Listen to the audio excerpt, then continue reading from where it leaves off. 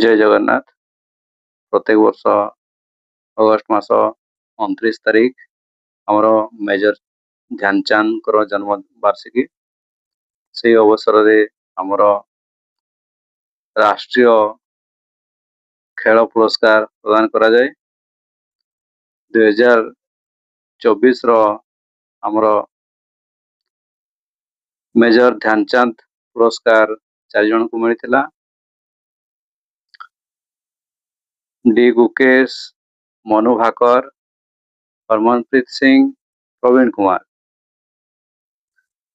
प्रथम रे यार ना थिला राजीव गांधी खेल रत्न अवार्ड।